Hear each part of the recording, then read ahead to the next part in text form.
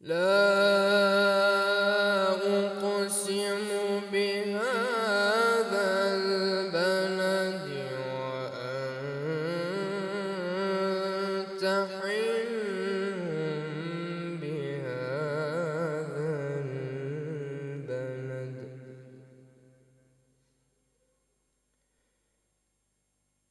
ووالد وما ولد لقد خلقنا الإنسان في كبد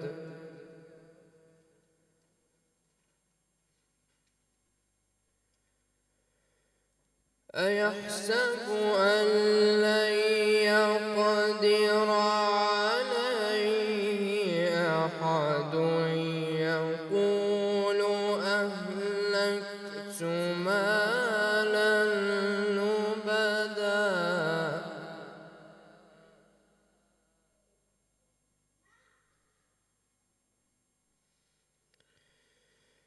أيحسب أن لم يره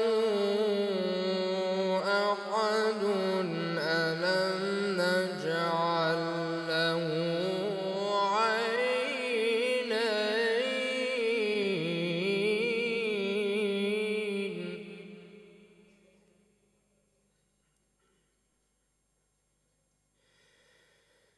ألم نجعل له عينين ولسانا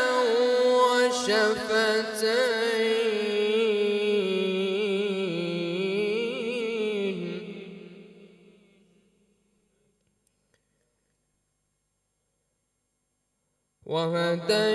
وهديناه النجدين فلاقتحم العقبة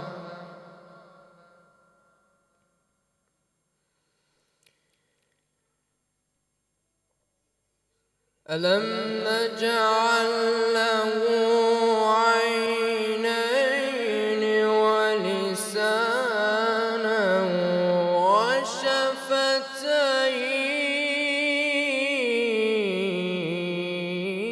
وشفتين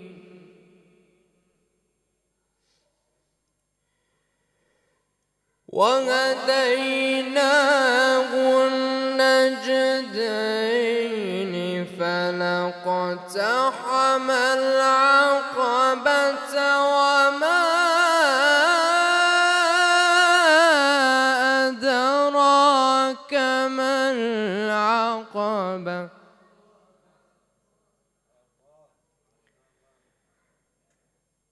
فك رقبة أو إطعام في يوم ذي مسغبة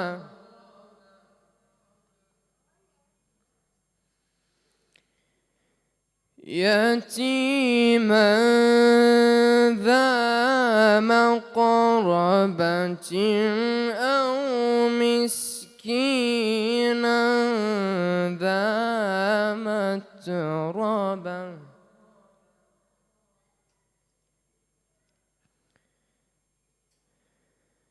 ثم كان من الذين آمنوا وتواصوا بالصبر وتواصوا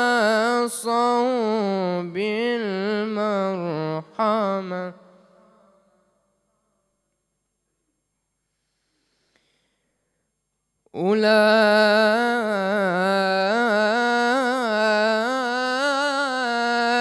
أولئك أصحاب الميمنة والذين كفروا بآياتنا هم أصحاب المشأمة عليهم نار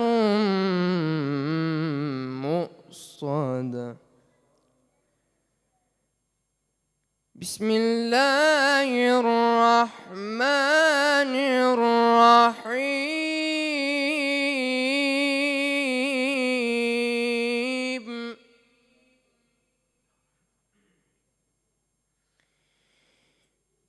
إذا جاء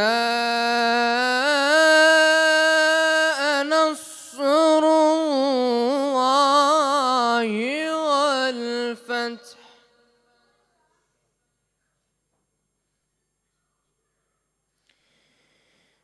إذا جاء نصر الله والفتح ورأيت الناس يدخلون في دين الله أفواجا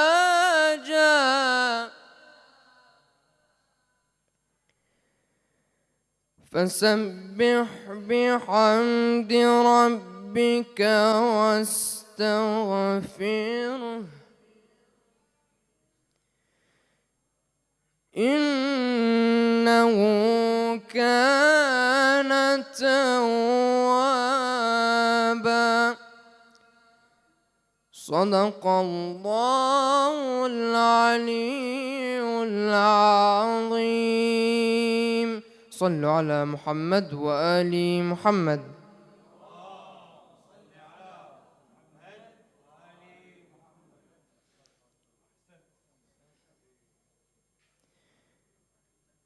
بسم الله الرحمن الرحيم. اللهم صل على محمد وآل محمد.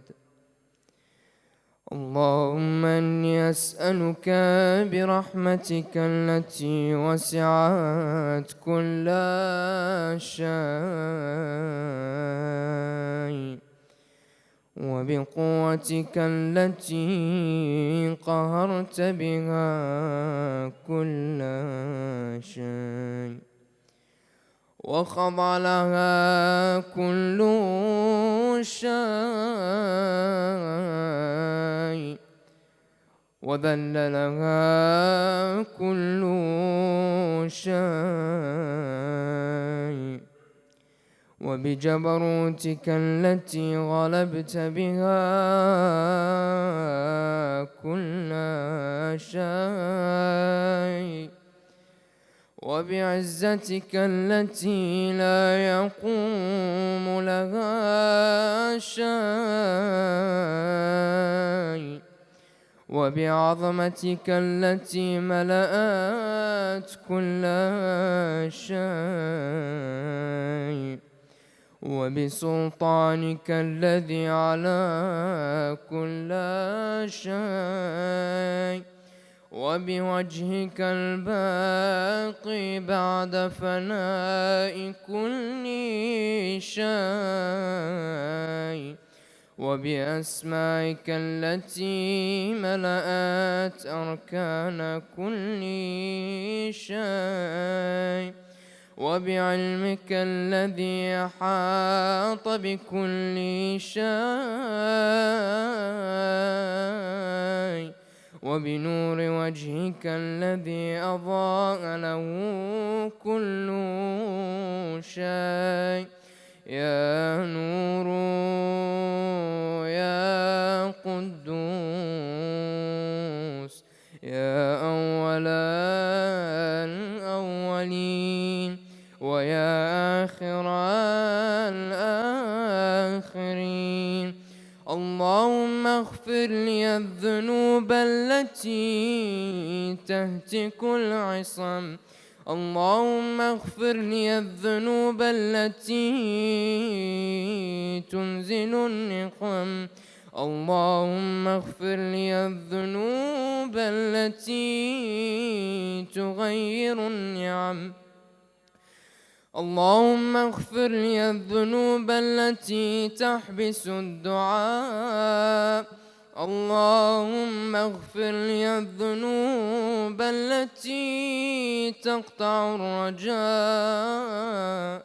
اللهم اغفر لي الذنوب التي تنزل البلاء. اللهم اغفر لي اللهم اغفر لي كل ذنب أذنبته وكل خطيئة أخطأتها. اللهم إني أتقرب إليك بذكرك واستشفع بك إلى نفسك، وأسألك بجودك أن تدنيني من قربك وأن توزعني شكرك وأن تلهمني ذكرك. اللهم إني أسألك سؤال خاضع متذلل خاشع أن تسامحني وترحمني وتجعلني بقسمك راضيا قانعا وفي جميع الأحوال متواضعا. اللهم وأسألك سؤال من اشتدت فاقته وأنزل بك عند الشدائد حاجته وعظم فيما عندك رغبته.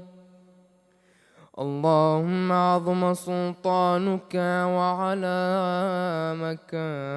مكانك وخفي مكرك وظهر أمرك وغلب قهرك وجرت قدرتك ولا يمكن الفرار من حكومتك. اللهم لا أجد لذنوبي غافرا ولا لقبائحي ساترا ولا لشيء من عملي القبيح بالحسن مبدلا غيرك. لا إله إلا أنت سبحانك وبحمدك ظلمت نفسي وتجردت بجهلي وسكنت إلى قديم ذكرك لي ومنك علي. اللهم مولاي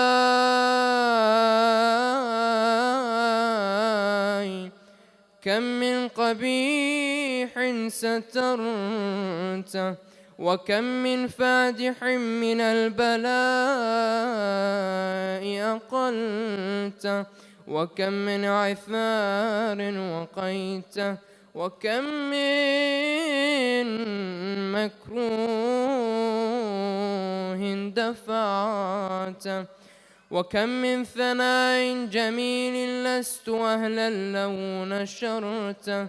اللهم أعظم بلائي وأفرط بي سوء حالي وقصرت بي أعمالي وقعدت بي أغلالي وحبسني عن نفعي بعد آمالي وخدعتني الدنيا بغرورها ونفسي بجنايتها ومطالي. يا سيدي فأسألك بعزتك أن لا يحجب عنك دعائي سوء عملي وفعالي ولا تفضحني بخفي ما اطلعت عليه من سري ولا تعاجلني بالعقوبة على ما عملت في خلواتي. من سوء فعلي وإساءتي ودوام تفريطي وجهالتي وكثرة شهواتي وغفلتي. وكن اللهم بعزتك وكن اللهم بعزتك لي في كل الأحوال رؤوفا، وعلي في جميع الأمور عطوفا. إلهي وربي من لي غيرك، أسأل كشف ضري والنظر في أمري. إلهي ومولاي، أجريت علي حكما اتبعت فيه هوى نفسي، ولم أحترس فيه من تزيين عدوي، فغرني بما أهوى وأسعده على ذلك القضاء، فتجاوزت بما جرى علي من ذلك بعض حدودك، وخالفت بعض أوامرك، فلك الحجة علي في جميع ذلك، ولا حجة لي فيما جرى علي فيه قضاؤك، وألزمني حكمك وبلاؤك. وقد أتيتك يا إلهي بعد تقصيري وإسرافي على نفسي، معتذرا نادما منكسرا مستقيلا مستغفرا منيبا مقرا مذعنا معترفا، لا أجد مفرا مما كان مني، ولا مفزعا أتوجه إليه في أمري، غير قبولك عذري وإدخالك إياي في سعة من رحمتك. اللهم فاقبل عذري وارحم شدة ضري، وفكني من شد وثاقي. يا رب ارحم ضعف بدني ورقة جلدي ودقة عظمي. يا من بدا خلقي وذكري وتربيتي وبري وتغذيتي، هبني لابتداء كرمك وسالف برك بي، يا إلهي وسيدي وربي. أتراك معذبي بنارك بعد توحيدك، وبعد ما انطوى عليه قلبي من معرفتك، ولهج به لساني من ذكرك، واعتقده ضميري من حبك، وبعد صدق اعترافي ودعائي خاضعا لربوبيتك، هيهات أنت أكرم من أن تضيع من ربيت، أو تباعد من أدنيت، أو تشرد من آويت، أو تسلم إلى البلاء من كفيته ورحمته. وليت شعري يا سيدي وإلهي ومولاي، أتسلط النار على وجوه خرت لعظمتك ساجدة، وعلى ألسن نطقت بتوحيدك صادقة، وبشكرك مادحة، وعلى قلوب اعترفت بإلهيتك محققة، وعلى ضمائر حوت من العلم بك حتى صارت خاشعة، وعلى جوارح سعت إلى أوطان تعبدك طائعة، وأشارت باستغفارك مذعنة. ما هكذا الظن بك، ولا أخبرنا بفضلك عن يا كريم يا رب، وأنت تعلم ضعفي عن قليل من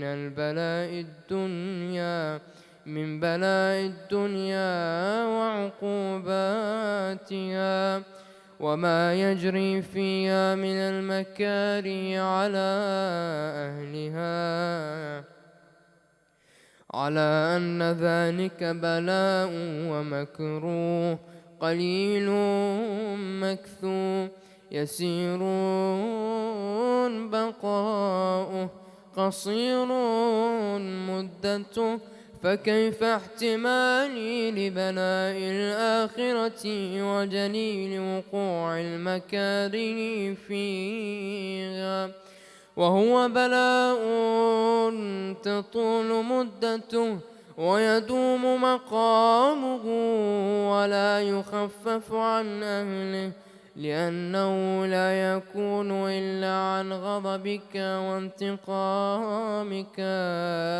وسخطك، وهذا ما لا تقوم له السماوات والأرض يا سيدي، فكيف بي وأنا عبدك الضعيف الذليل الحقير المسكين المستكين، يا إلهي وربي وسيدي ومولاي، لأي الأمور إليك أشكو، ولما منها ضج وأبكي، لأليم العذاب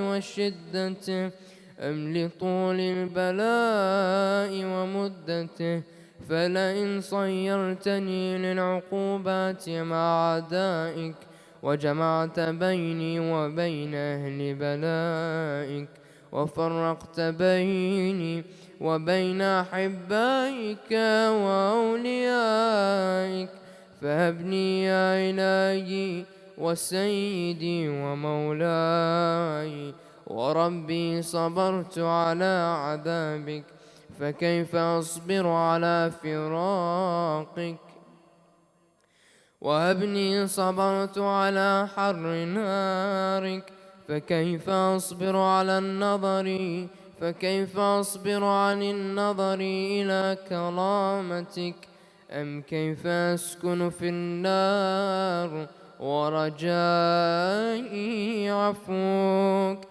فبعزتك يا سيدي ومولاي أقسم صادقا، لئن تركتني ناطقا لأضجن إليك بين أهلها ضجيج الآمنين، ولأصرخن إليك صراخ المستصرخين، ولأبكين عليك بكاء الفاقدين، ولأنادينك أين كنت يا ولي المؤمنين، يا غاية آمال العارفين، يا غياث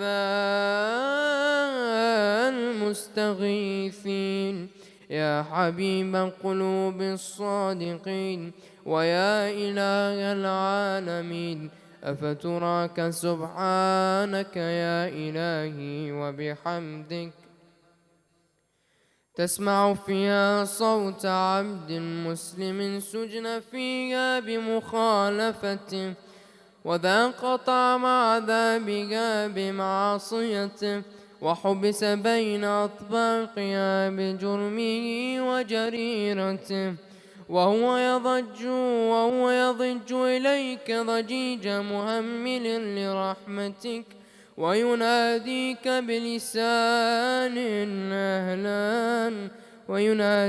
بلسان أهل توحيدك، ويتوسل إليك بربوبيتك يا مولاي، فكيف يبقى في العذاب وهو يرجو ما سلف من حلمك؟ أم كيف تؤلم النار وهو يأمل فضلك ورحمتك؟ أم كيف يحرقه لهيبها وأنت تسمع صوته وترى مكانه؟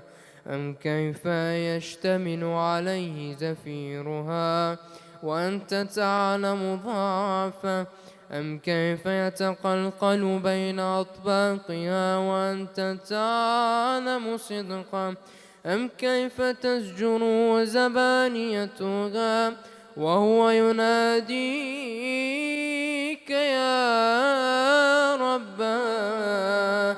أم كيف يرجو فضلك في عتقه منها فتتركه فيها؟ هيهات ما ذلك الظن بك، ولا المعروف من فضلك، ولا مشبه لما عملت به الموحدين من برك وإحسانك، فباليقين أقطع لولا ما حكمت به من تعذيب جاحديك، وقضيت به من إخلاد معانديك، لجعلت النار كلها بردا وسلاما، وما كان لأحد فيها مقرا ولا مقاما، لكنك تقدست أسماؤك، أقسمت أن تملأها من الكافرين من الجنة والناس أجمعين، وأن تخلد فيها المعاندين، وأن تجل ثناؤك قلت مبتدئا، وتطولت بالإنعام متكرما. أفمن كان مؤمنا كمن كان فاسقا لا يستوون. إلهي وسيدي، فأسألك بالقدرة التي قدرتها، وبالقضية التي حتمتها وحكمتها وغلبت من عليه أجريتها، أن تهب لي في هذه الليلة وفي هذه الساعة كل جرم أجرمته، وكل ذنب أذنبته، وكل قبيح أسررته، وكل جهل عملته، كتمته أو أعلنته، أخفيته أو أظهرته، وكل سيئة أمرت بإثباتها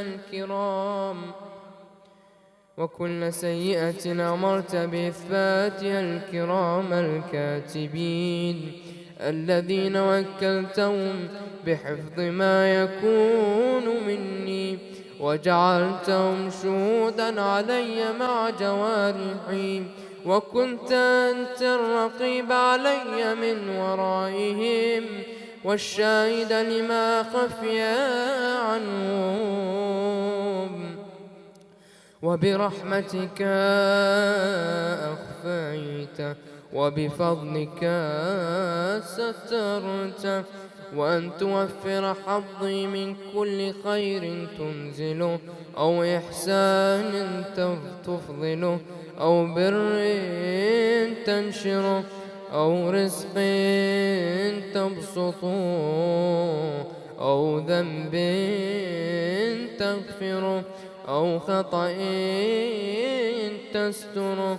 يا ربي يا ربي يا رب، يا إلهي وسيدي ومولاي ومالك رقي، يا من بيدي ناصيتي، يا عليما بضري ومسكنتي، يا خيرا يا خبيرا بفقري وفاقتي. يا ربي يا ربي يا رب، أسألك بحقك وقدسك وأعظم صفاتك وأسمائك أن تجعل أوقاتي في الليل والنهار بذكرك معمورة، وبخدمتك موصولة، وأعمالي عندك مقبولة، حتى تكون أعمالي وأورادي كلها بردا وسواحدا، حتى تكون أعمالي وأورادي كلها وردا واحدا.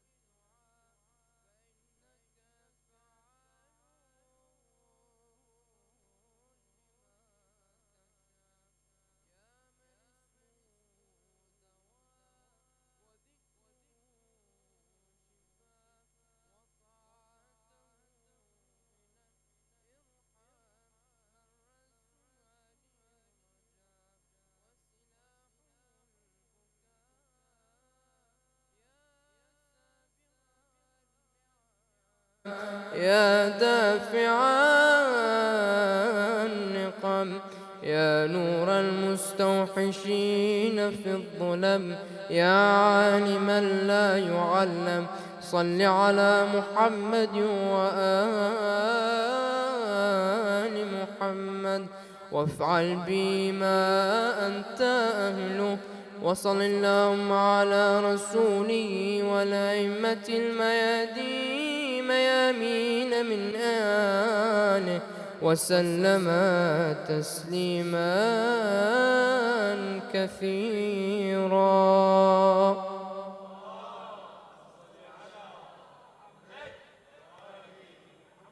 بسم الله الرحمن الرحيم. اللهم صل على محمد وآل محمد.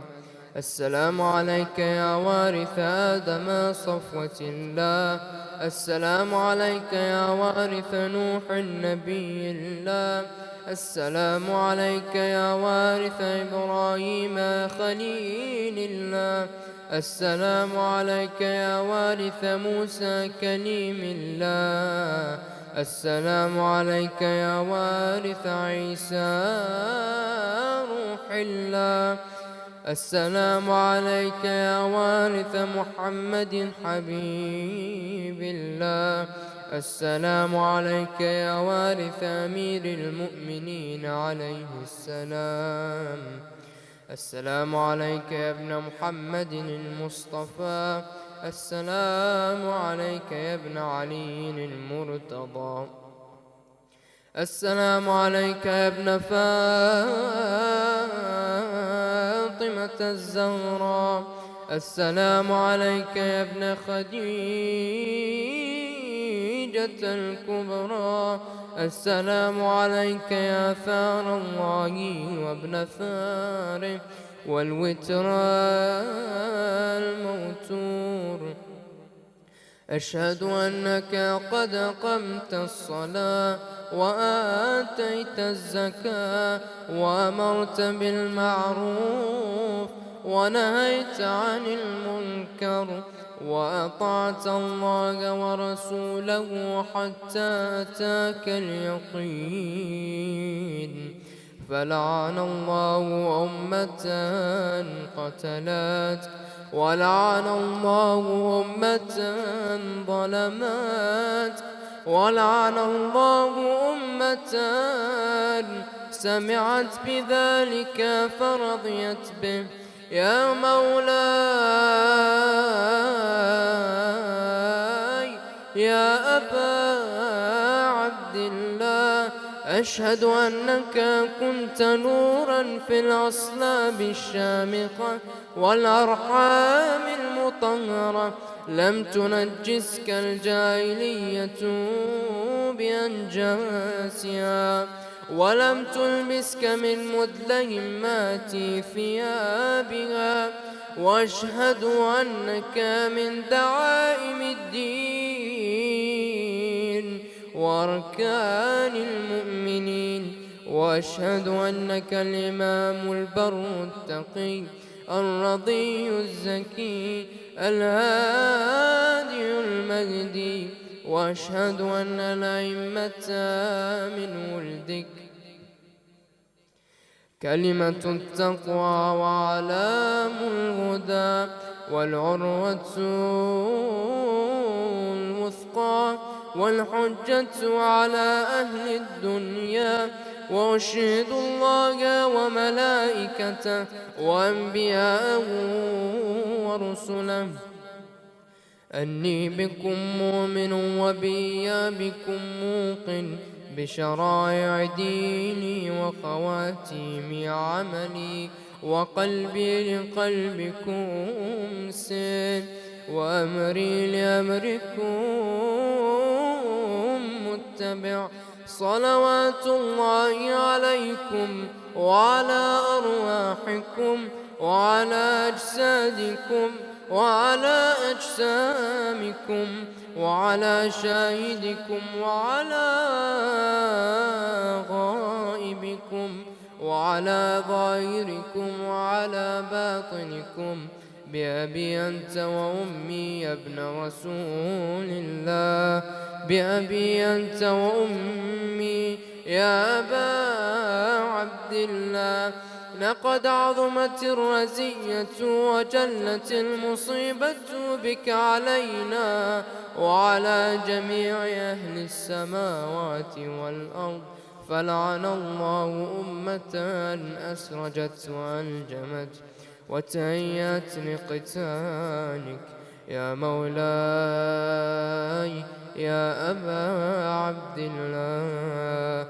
قصدت حرمك وأتيت إلى مشهدك، أسأل الله بالشان الذي لك عنده وبالمحل الذي لك لدي أن يصلي على محمد وآل محمد، وأن يجعلني معكم في الدنيا والآخرة. وصل اللهم على سيدنا محمد وآله الطيبين الطاهرين.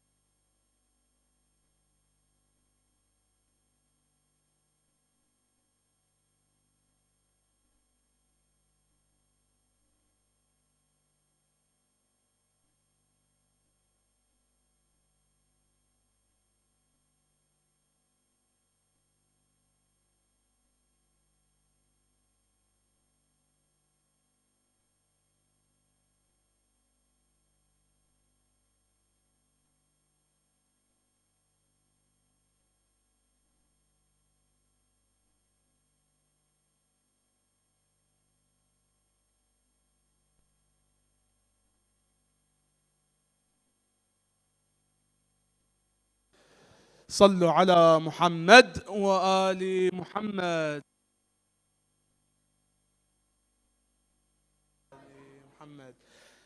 Bismillah ar-Rahman ar-Rahim. Welcome back to another Haraka Al-Hussainiya program. Again, not Haidar Qazzaz, but Yasser with you. Still getting used to hosting this event, but inshallah we get there one day. I wanted to welcome you all again and thank you again for coming to another program. And I wanted to say that I'm very excited for today's program, especially for the youth that are here today, people that have always been thinking about their careers, thinking about their jobs, thinking about their future. Today, this event is tailored for you. I know every week we either do a celebration or a martyrdom event, but it's also important to keep some of these events alive, these occasions alive, where we try to teach our youth how to be successful in this world as well as the hereafter. I'm very, very happy to announce that today we have Brother Hassan Kubba, someone that I look up to personally, and he's gonna introduce himself better than I do, but I would like to include that he is an award-winning author of the very famous book, The Unfair Advantage, named the Business Book of the Year. It's been translated in many, many languages. It's featured on the BBC, on Forbes, and Google Talks, and as well as that, he's a top consultant and a coach for entrepreneurs and a famous YouTuber, where he helps famous YouTubers, consultants to start up companies, to aspiring authors. And I know I've been waffling, but without further ado, I would love to welcome my older brother, Hassan Kubba, with 3 loud salawats ala Muhammad wa ali Muhammad.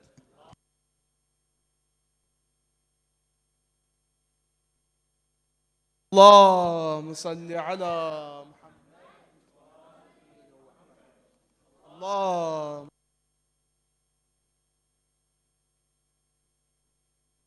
Assalamu alaikum, everyone. Thank you for coming. Today I want to talk about success. This is what I usually discuss as the topic of success. Success in this life and inshallah, even more importantly, the hereafter as well. And so I'll begin by introducing myself. Who am I? So, my name is Hassan Kubba. I was born in Baghdad, in Iraq, and I came to London when I was 3 years old with my family, so I was really young. And I never knew what I wanted to do as a career. And I think my parents got me a doctor cake for my first birthday.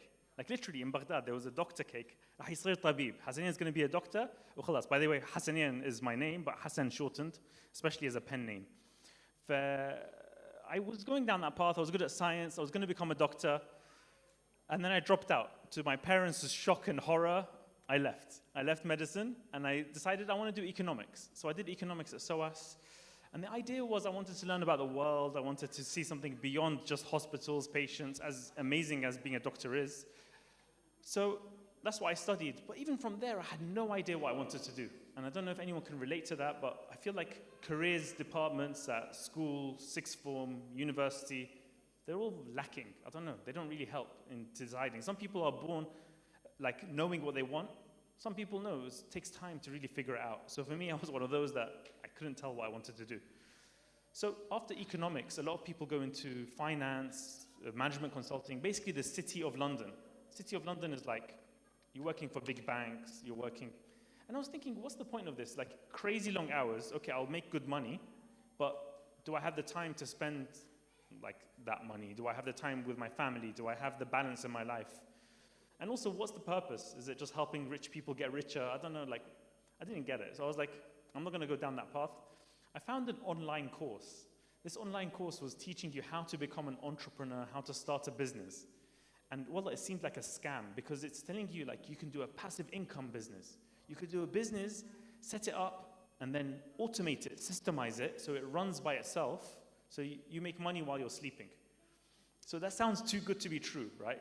Who doesn't want to make money while they sleep? Yeah, it's a great thing. But it actually made sense because it was like an actual real business. I looked into it. I was like, okay, is this a scam or is it real? It seems like it was a real business. It's actually about setting something up that adds value. So the idea of it was to be a marketing consultant and an agency for local businesses. Now, this is an idea that would work even to this day. You can go to local businesses, anything, any shops, any restaurants, any kind of businesses, could be dentists, could be doctors, could be whatever it might be. They could be selling carpets. You can go to them and say, I'm going to help you get more customers. And you could just study marketing. You could just learn it all online. It's all free on YouTube. You can learn this kind of stuff. And so that was the business model, is like, okay, learn marketing, learn digital marketing, online marketing, and apply it and get clients and then charge them money to help them get more customers. It's win-win. So, okay, it makes sense. So I thought, okay, let me take this course. It was $2,000 at the time. And I was a new graduate. This is me in 2014. I had just taken that online course. I had struggled to get started because I was scared, essentially. Now looking back at the time, if you ask me, Hasnain, why didn't you start? Oh, it's not ready. The website is not ready. I'm not ready for clients and customers. But really, I was scared. I was being a perfectionist. I was procrastinating. So I got a job briefly. I worked briefly in the city, and that's me on the day that I quit my job. So that's me in 2014. It's been 10 years now. I'm much older than I look, probably. It's been 10 years now since I quit that job, and I took a selfie with the Tower of London behind me because I was so happy to be finished from working in an office, wearing a suit and tie, going, I didn't want that. And there's nothing wrong with that, but it just, everyone wants what they want, and I didn't want that. So that's the day I quit my job, and I went full-time into this business, this idea of a marketing agency, a consultancy that I could work with local businesses, and then make it run by itself so that I could be making money, and I could be traveling, and I could be whatever. So the goal was to sit, like, the adverts for this online course was like sitting on a hammock, making money. And so eventually I reached that point. About 2 years into it, after hard work, after 2 years of like struggling, I did reach the point, and I went and took that picture just for fun of me on a hammock making passive income about 2 years later. So this is me in a random Indonesian island. But alhamdulillah, I reached that point. I was like, okay, I've worked really hard. It wasn't easy, by the way. It wasn't like, it was really hard work. I reached that point, and I was making decent money, nothing special. I wasn't becoming a millionaire, but I was like, okay, I'm making good money from this. What do I do now? So one of the things that I realized is passive income. It just made me passive. It made me lazy. I didn't know what to do next. I was just like, okay, now what? So I was traveling and came back to London. I went to a business networking dinner In that dinner, I met a guy, his name is Ash Ali. He was the first marketing director of Just Eat. You know, the food delivery, Just Eat? He was the first senior member of staff was Ash Ali. So became friends. He said, oh, people are pitching me to fund their startups. Why don't you come along to my office? I'm in Edgware, I'm in Kingsbury, it's not far. I was like, okay, cool. I had free time. So through that experience, I started learning about the tech startup world. So on the one hand, I've learned the online business world, marketing, working with clients, getting to the top of Google. But then I learned about the tech startup world from this guy, Ash Ali, the Just Eat guy. And through that experience, we started working on this book. And the book is called The Unfair Advantage. We just started working together on it. And we thought we would just put it on Amazon ourselves. It's called self-publishing. You just upload it to Amazon and you sell it yourself. And it's not a big deal. Anyone can self-publish. Anything you write right now, you can actually upload it to Amazon and self-publish it and sell it. It's not difficult to do. So that's what we were going to do. But alhamdulillah, we were approached by a literary agent. So somebody that came in and said, publishers are going to be interested in this book. Please let me try and sell it to them. And we were like really skeptical. We were like, I don't think we can get book deals because we're not famous, we're not celebrities, we're not like professors at a business school. They're like, no, please, just give us an opportunity. We're like, okay. Alhamdulillah, in 2018, 2 years later, we signed a book deal for the Unfair Advantage book. And that's the book that, alhamdulillah, is what led to the success. Also, by the way, I used to be terrified of public speaking. Like I used to, at university, once there was a 12-person tutorial, wallah, 12 people. No one cared. There was not even graded, nothing. And for some reason, I was so nervous. I don't know why. I don't even think I was usually that nervous. But anyway, I was so nervous, I ended up like fainting in my talk. Well, it's really embarrassing. It was like, so I went back to that same university after, I don't know how many years later, and I went and gave a TED talk in 2019. So it was like a nice like full circle moment. And I spoke about this concept, the unfair advantage, which we developed. And then the book came out in 2020. And alhamdulillah, the book did well. I started working with YouTubers and other authors, and this is like a mastermind meeting we had in lockdown. We got all these, we became a #1 bestseller on Amazon, went on BBC, we spoke at different companies, different universities, and then we got the Business Book of the Year, alhamdulillah. So that was like, did not expect that. We got the Business Book of the Year award, and I also started working with other people. So after that, I started working with YouTubers, and helping them on their business, and then later helping them with their book. So this guy is Ali Abdal. He's a famous YouTuber. Maybe some of you have heard of Ali Abdal. Like, he teaches how to be productive, how to do well at school, how to do well at work, how to make money. So I helped him with his book, and alhamdulillah, that did really well. It became a New York Times bestseller. And then I helped another guy, and that became a USA Today bestseller. So this is just the field I got into now, consulting and that kind of space. So I want to tell you today a little bit about the concept of the unfair advantage, why I think it did well. And the reality is, let me just start by saying, it's because I brought Islamic components, Islamic concepts into the book. I think that's why the book did well. Because we started talking about things that are within Islam that we all understand, like qadar, like tawfiq, like rizq, and these concepts that it's like, it's not all about you, essentially. This isn't all about you. This is, Allah has written it for you or not. And of course, there's hard work involved, and that's the concept. So I wanted to start with this ayah, أعوذ بالله من الشيطان الرجيم وأن ليس للإنسان إلا ما سعى وأن سعيه سوف يرى, and that each person shall have nothing but what he strives for, and that his striving shall soon be seen. So that leads us on, talking about striving, talking about success. Where does success come from? This is the big question. Where does it come from? Does it come from luck? You know, do we become successful because of luck? You know, do you do well at school because of luck? Do you do well at work? Do you make money, a lot of money from luck? Or do you make it from hard work? Which one is it? You know, the Western kind of view, or the, not Western in general maybe, but more so the self-development, business books, the motivational speakers, they'll say it's all effort, it's all about the hard work, it's all about the strategies, it's all about the mindsets. Or is it, no, it's just qadar, it's all written, it's all, if someone's rich, they're just lucky. That's it. Which one is it? This is the question that we came to in the book. And there's a good hadith here that I wanted to open with as well, from Imam Rida alayhi salam. من سأل الله التوفيق ولم يجتهد فقد استهزأ بنفسه. One who pleads with God for success but doesn't struggle has mocked themselves. Has mocked themselves. Very strong words from the Imam. So this is the book itself. And essentially, as you can see, it's both luck and hard work. That's the idea. It's both of those things. Put together, you need both of them. So we talk about it as success isn't just hard work, it's not just effort, it's unfair advantages. So the question is, what is an unfair advantage? What is this book about?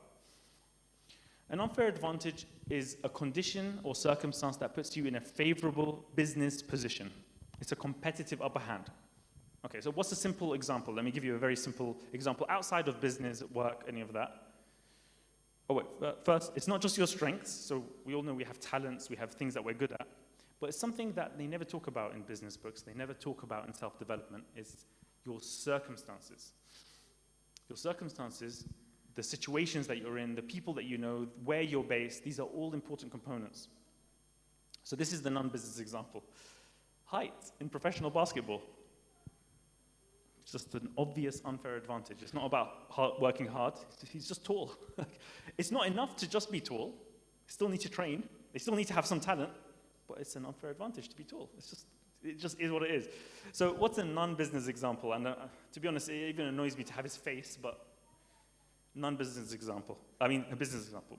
Trump, Dad gave me a small loan of $1 million. Guys, it's just a small loan of $1 million in the 70s, by the way, he's talking about. So it's like, what, 10 million now?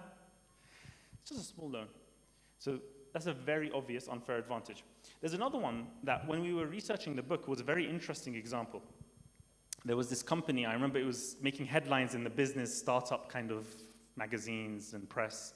It was an apprenticeship startup. It was called White Hat. And they raised $16 million. Series A is just the name of the round, led by Index, but just some investors. And they signed this many employees, 250 employers. Okay. So basically they help people get apprenticeships and they've raised $16 million. Wow, that must be incredible. So who are these? Who's this guy? Who's this woman? Who are they? You look behind the story, and this is a good example of unfair advantages. Look behind the story, and what is it? It's actually Tony Blair's son, Ewan Blair. And the question is, did Moneybags Blair, this is a headline from like the Daily Mail or something, did Moneybags Blair bail out his son, Ewan, with a £600,000 loan? So in their first year, they were like 600,000 in debt, making a loss of 600,000. Oh, guess what? An interest-free donation to his new firm from an unnamed donor. And so it's obviously his dad, it's Tony Blair. Tony Blair at the time was making 250, probably still is, £250,000 per talk. So if you invite him to go give a talk, $250,000 he'll charge. So Moneybags Blair, did he pay? And of course, there's a lot more other ways these guys make money. So put this politics to one side. This is a rich dad helping his son with his startup. It's not particularly unethical in and of itself, but it's an unfair advantage, right? And this is the key point, unfair advantages. These are money unfair advantages, they're very obvious. What else about unfair advantages? Your set of unfair advantages are unique to you. So each person has a unique set of unfair advantages. We all have them. So this is where, if we have mics ready, I don't know, but the question for the room is, can you think of other examples of unfair advantages?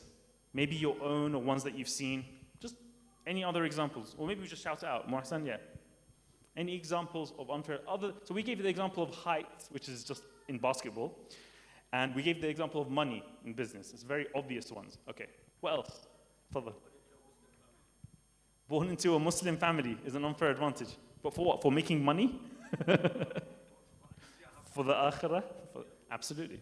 Being born in a Muslim family is a huge unfair advantage for us. We got born into that. Ahsant. Further. Someone else, sure. Any other examples, unfair advantages that you could think of? So we've spoken about money. When everybody believes in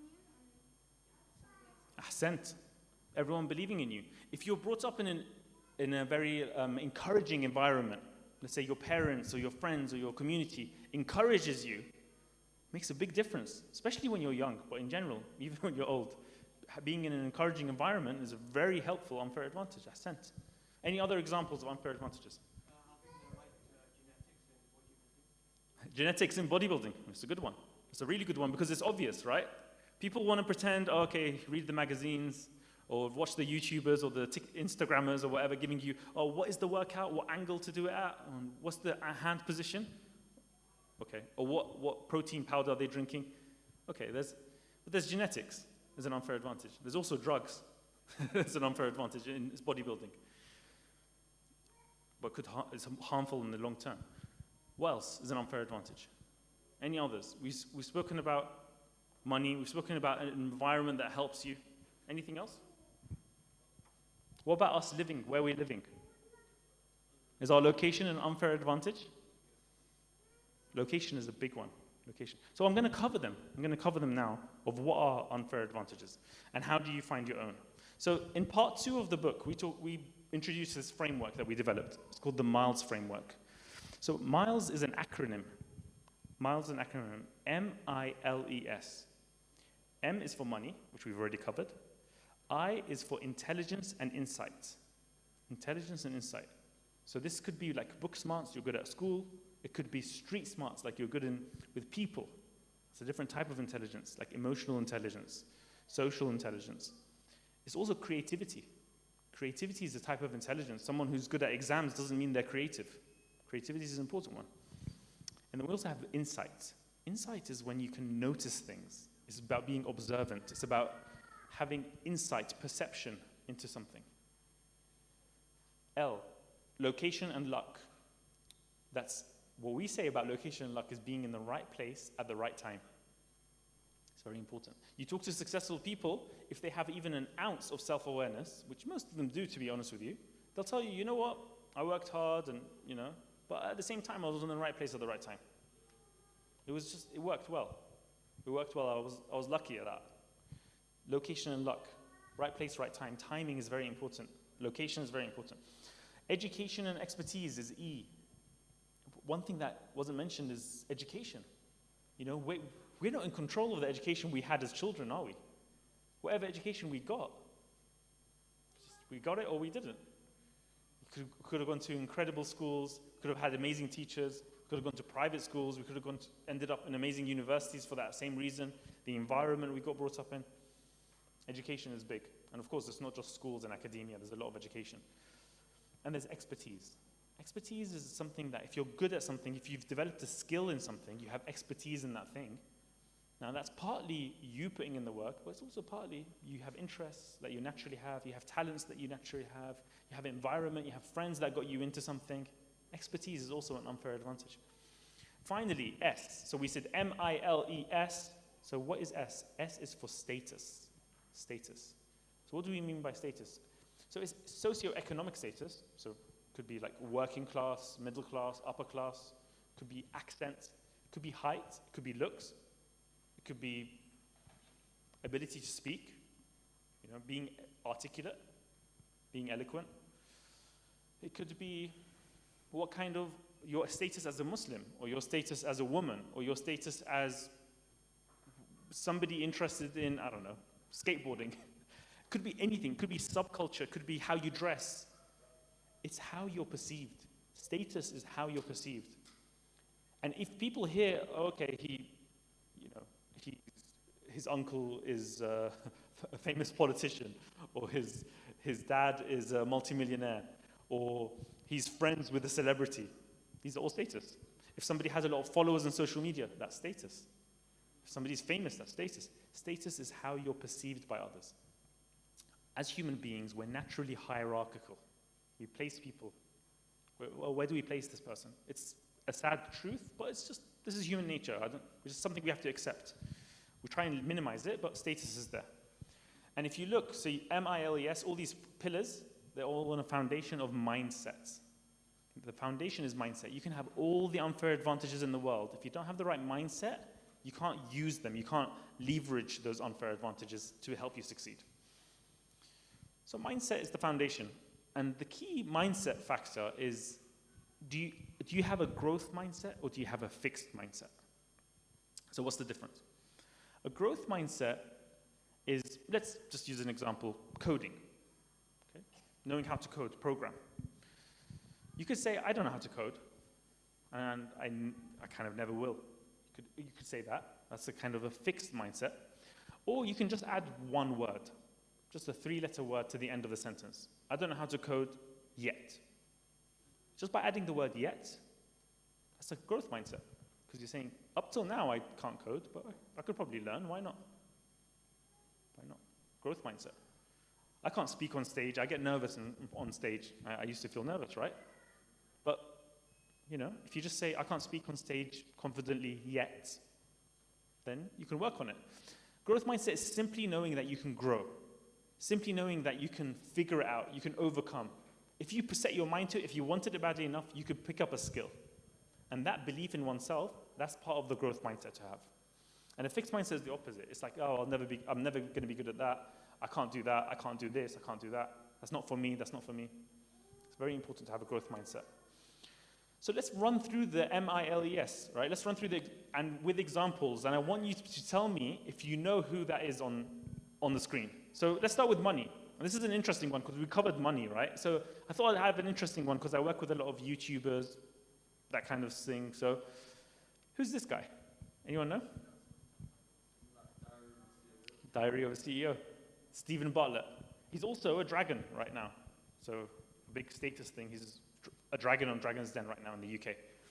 So this young guy, he had a social media agency or something like that. He sold it for hundreds of millions.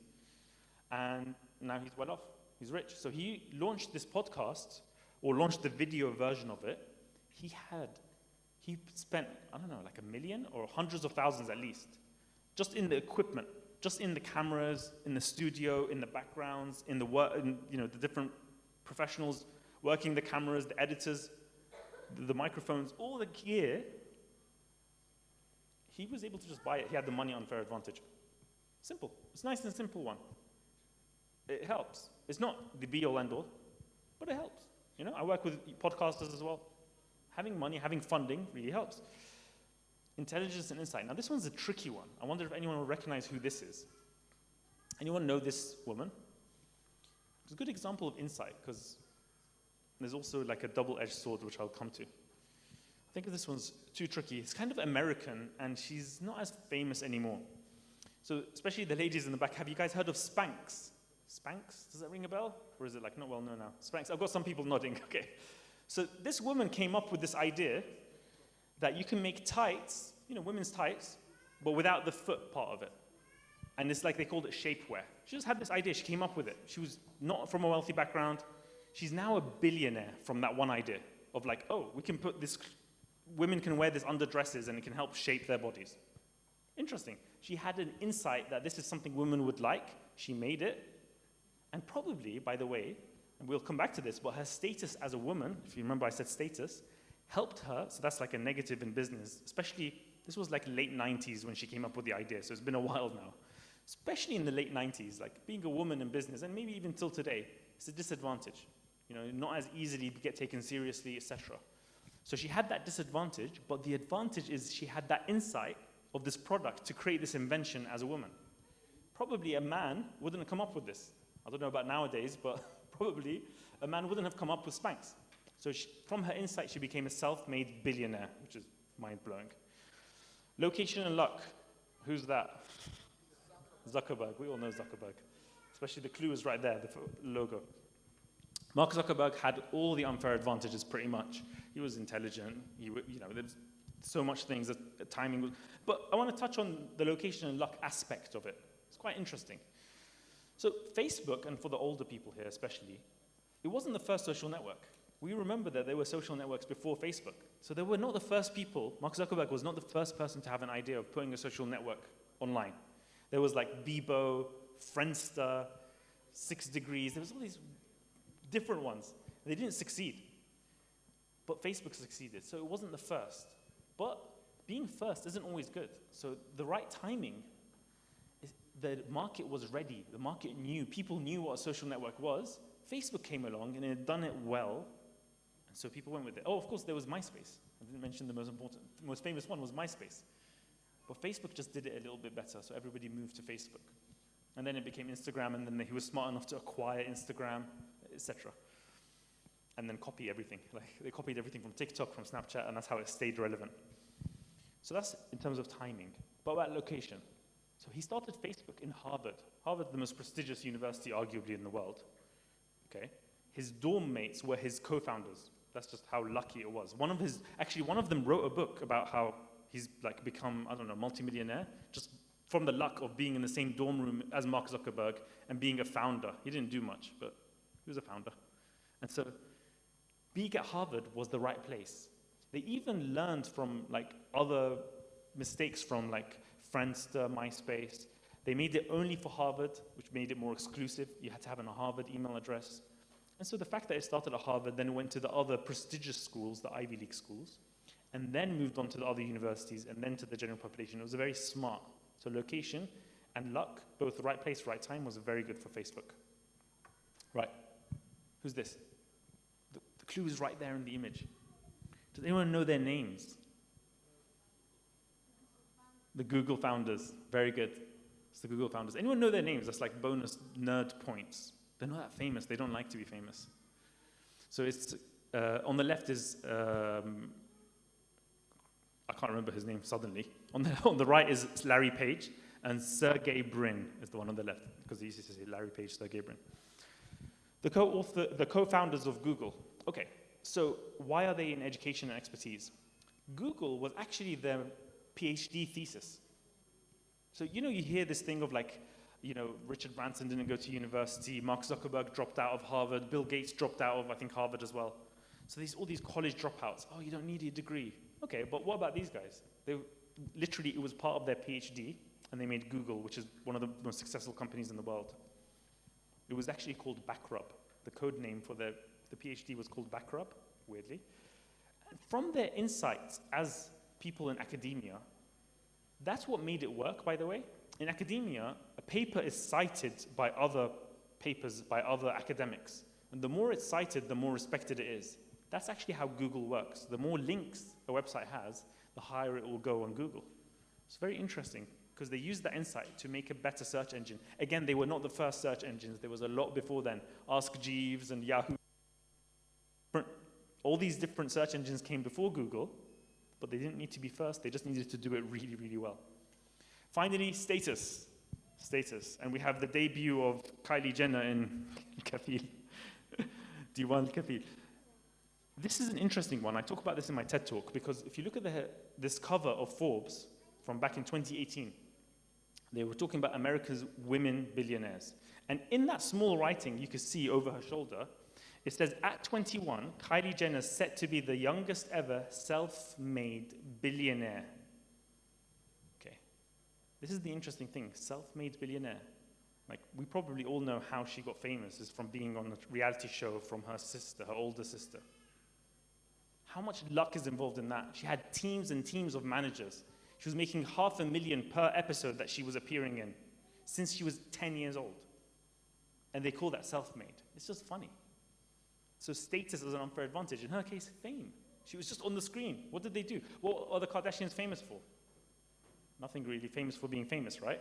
Obviously, there's some skill there, something. But it's a great example of status.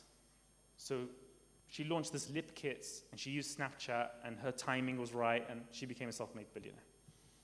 So these are the examples for the Miles framework. And now you might be sitting there thinking, but I don't have these unfair advantages. I'm not famous. I'm not rich. I'm not, et cetera, et cetera. I don't go to Harvard or Oxford. Okay. This is the key thing. Unfair advantages can be double-edged swords. So what does that mean? So what seems like an advantage can be a disadvantage. With the right mindset, you can turn a disadvantage into an advantage. So let's go through a quick example. Money. So we used to it was like Dragon's Den. People would come and pitch us, me and Ash, my co-author, and the guy who was a Just-Eat. They would come and pitch us, and we'd notice the ones that had a lot of funding, when we tell them, okay, how are you going to grow your company? They'll just be like, yeah, we'll just do Google ads and Facebook ads. In other words, we'll throw money at the problem. So when they had a lot of money, okay, that helps, of course, don't get me wrong. But they're not very creative. They're not very resourceful. They're not very innovative. They think they could just throw money at the problem and solve it. That's not always the case. So having little money can make you a lot more resourceful, a lot more creative. It can give you a fire in your belly. So there's benefits. There's benefits to having for money. For intelligence and insight, a lot of people don't do well at school, and so they want to prove themselves. And actually, entrepreneurs are not the people who got the highest grades necessarily. Sometimes they are, but not necessarily.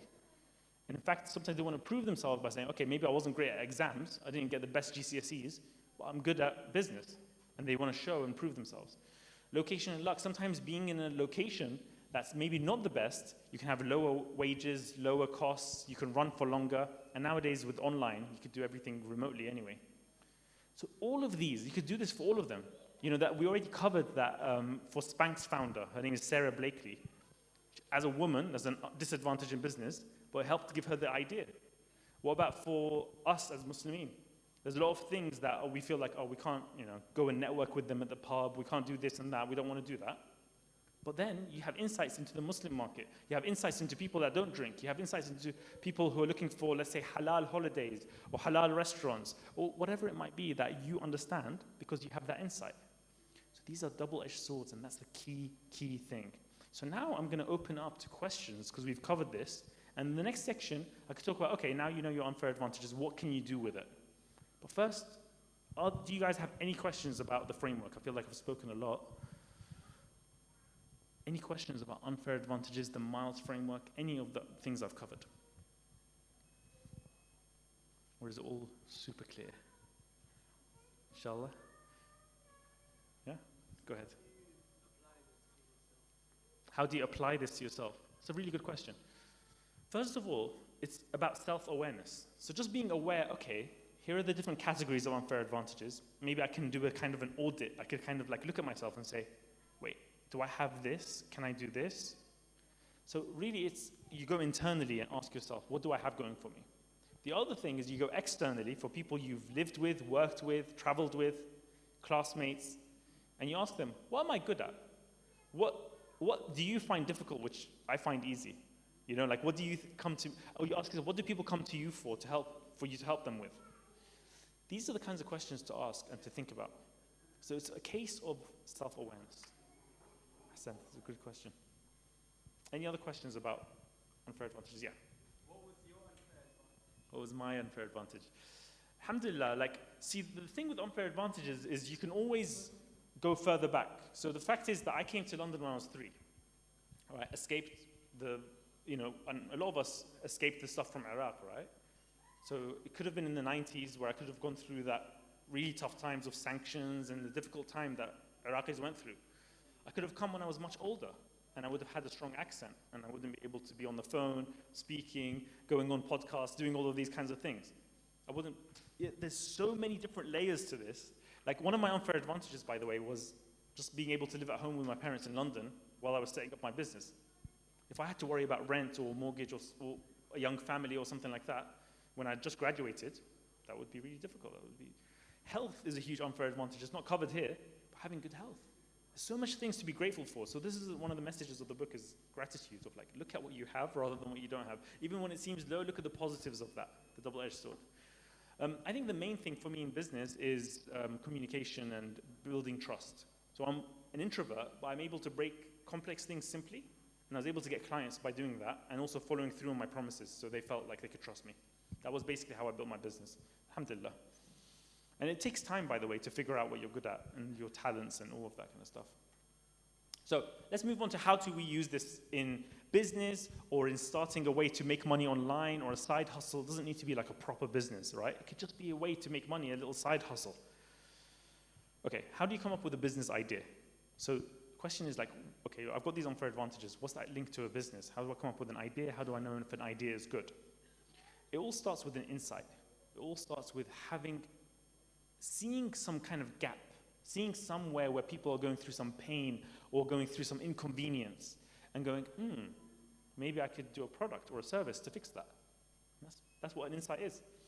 So quick examples. We've got Steve Jobs there on the right, founder of Apple, the guy who made the iPhone.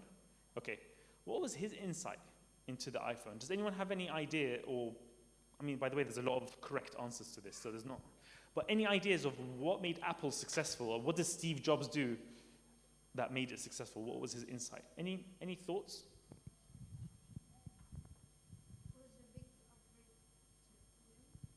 A big upgrade, yeah. On the phone, you mean on the iPhone, to calling? Absolutely, it was a huge upgrade. Everyone was using like Blackberries, you don't remember these days, Nokias. It was a huge upgrade. That's true, he reimagined the phone. Yeah, go ahead. In terms of calligraphy, you randomly went to a class that you wasn't meant to be going to. Ahsant, you nailed the correct answer. So when he was at college, and by the way, he kind of dropped out but kept attending because he's just a bit of a rebel, he was attending calligraphy classes, which has nothing to do with what he was learning, nothing to do with computers, but calligraphy, you know, like lettering and how it looks and fonts. But because he went to that class, when he created the Mac in the 80s, so the first MacBook computers, it wasn't even a MacBook, it was the Mac, or Mac 2, or whatever it was called, he introduced nice fonts into the computers. That revolutionized, at the time, all fonts were just really, really basic. It was hard for us to believe it now, but they were all super basic and ugly. He introduced nice fonts. Windows then copied it later on because it was so successful. So design and correct fonts, that's right. And he has a good quote about this. You can never connect the dots looking forward. You can always connect them looking back. So if you asked him why you're going to this calligraphy class, he won't be able to tell you, oh, because in the future I'm going to invent Mac, and then I'm going to put this. But it's just interesting how it works. So sometimes going outside of your specialism, you can give you creativity and ideas to apply in a new space. And so the insight was, make things beautiful. And so one of the things that really makes Apple stand out, and the iPhone and everything, is simple and beautiful. That was the big thing. The guy on the bottom right, there's a big clue there. Anyone know his name? Jeff Bezos, correct. Another billionaire, founder of Amazon. So that picture is of him in 1995, something like that, like ridiculously early. Could be like 97. He just wrote a piece of paper, Amazon.com. Okay, so what was his insight? He was a banker or a hedge fund or something in finance in New York. And in like 1994, which is super early, but way before like people really used the internet. People started using the internet in like 99, roughly then. 94, he was like, the internet is going to eat up retail. It's going to eat up all shops, and I want to create the everything store. That's an incredible, incredible insight to have back in 94. So insight. This is good examples of insight, and this is like what it means to notice something. How else do you get insight, by the way? Domain expertise. That means, let's say you go into pharmacy and you become a pharmacist or pharmaceutical, whatever. Very common in our community. You can notice something in that field where there's a pain point, where companies are paying a lot of money or going through a lot of stress, or where the employees are spending hours to solve. By solving that problem, by having that insight, somebody outside of pharmacy wouldn't notice it, wouldn't know about it. So your insights can come from the field that you go into. You don't need to you don't need to start a business necessarily straight away. You can go into a career, notice something, and that could lead to starting a business. The other way to come up with the idea, instead of thinking, okay, what do I invent, or what service should I do, what product should I make, you say, who do I want to serve? Who is it? Is it like, I don't know, women in their 20s who are worried about self-care? They want to spend, I don't know, on skincare. That's on my mind because a client recently told me about that. Skincare. But they would need it to be organic, and they want it to have good ingredients. I don't know, something like that. You're serving the people. Or let's say there's something to do with, I think I was seeing adverts for halal collagen. It's like a supplement that people take, and it's not necessarily halal. Okay, the insight is make it halal and sell it. Okay, I'm serving Muslims. Muslims who, for example, I don't know, they've heard collagen is good, or it's good for the skin, or good for wrinkles, or whatever it is. So you start with who, not what. So, 2 more quick examples. On the top right, these are young, again, self-made billionaire guys. They founded Stripe. If you guys have heard of Stripe, it's an online payment thing. So whenever you pay for stuff online, a lot of the time it goes through Stripe. They were brought up in Ireland, and they had an insight, and they said, oh, let's make it easy to install on websites. Let's make it easy for developers. So they made it, there was already PayPal, but they said, let's make it simple. Let's make it 10 lines of code, so people can just put it on their website and it's easy. By doing that, that's one of the main insights they had, is to make it easy for the developers, the people who make the websites. They succeeded. And the people at the bottom there, you see especially Melanie in the middle, they founded Canva. Do you guys use Canva? Canva's great. So before Canva, she had the insight. She was teaching people how to use Photoshop. Have you guys ever tried to learn to use Photoshop? It's like the most complicated thing in the world. Like how many, it will take a semester just to learn what all the buttons do. She's like, there must be a simpler way. Let's make Canva. Now that sounds easy. It was very hard to do it, but it was a great insight. So as you can see, your unfair advantages can help guide your strategies and your decisions. And the most important thing is what type of startup. So there's like a normal lifestyle business that can make money, make profits. That's the typical business. Or there's like the tech startup. They need to raise a lot of funding. It's like a Facebook or a Google or Uber or Airbnb. These are scalable startups. The other thing is, who do you partner with? This is one of the key things of the unfair advantage, of knowing yourself, knowing your unfair advantages, is who do you look for in a business partner? You try to find people who are different to you, who have different unfair advantages. So a quick example, this guy on the left here, he's Jan Koum, he's the founder of WhatsApp. We all use WhatsApp. He was a nerd. He was a technical guy. He just did the code. He didn't know how to go out there. He wasn't extroverted. He was introverted. He was a nerd. He partnered up with this guy, Brian Acton, who's the extrovert. He's the one that did the pitching, raised the funding, because they needed to get it funded. So you often have maybe the nerd, the introvert, needs to partner with the extrovert. So it's like different unfair advantages. He has expertise in coding, but he has that ability, the status to be charismatic, to talk, to network. This is the key thing. So make sure what you work on actually leverages your unfair advantages. So if you're thinking about your career, thinking about a business, think about your unfair advantages. Think about what's going to be easier for you compared to harder. It's not all equal. It varies a lot based on your personality, based on your unfair advantages. So this is it. This is the Miles framework. This is the main idea behind the book.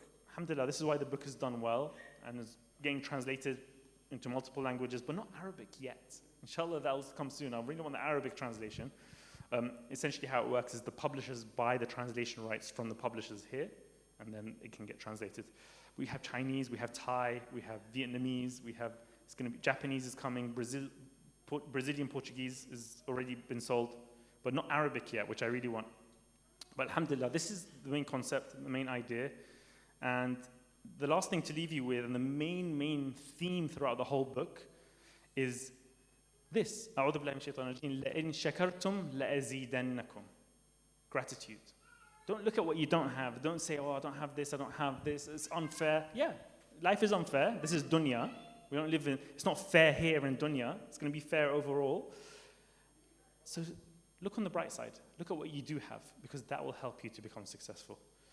So the next steps is that you can take a quiz. If you want to find your unfair advantages, if you're saying, how do I do this? We've developed a quiz. It's completely free. It's on the unfairacademy.com. You can just take the quiz. It'll take about 5-10 minutes. And connect with me. Connect with me on Instagram, on YouTube, on LinkedIn. I'm quite active on LinkedIn right now. Startup Hassan or Hassan Kubba. And would love to stay in touch. If you have any questions, the floor is open to any questions right now. Sallallahu ala Muhammadin wa alihi tayyibin at-tahirin.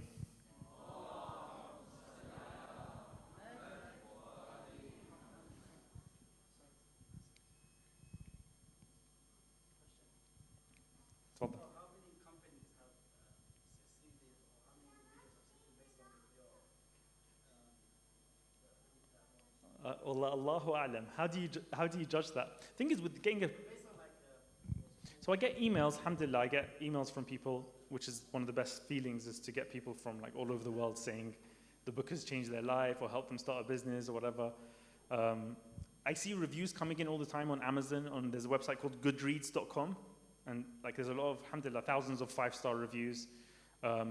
It's also gone viral on YouTube. So it's been seen by millions now. So that YouTuber I mentioned, Ali Abdal, he's got a summary and review of the book. It's got 3 million views. There's a Japanese Turkish girl, it's a funny mix, that's got 3.5 million talking about the Unfair Advantage book. So alhamdulillah, it's gone. So I've got no idea, because it doesn't come back to me necessarily. But alhamdulillah, that's one of the best feelings, is knowing the book is on bookshelves all over the world.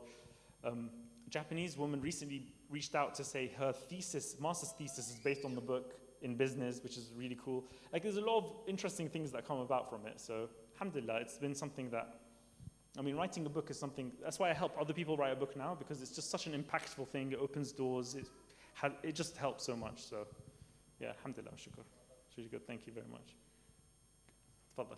Do you get permission from the people that translate? So they get permission from the publisher to buy the rights. Then they buy the rights, then they can have it in that language, and then they can distribute it in their country.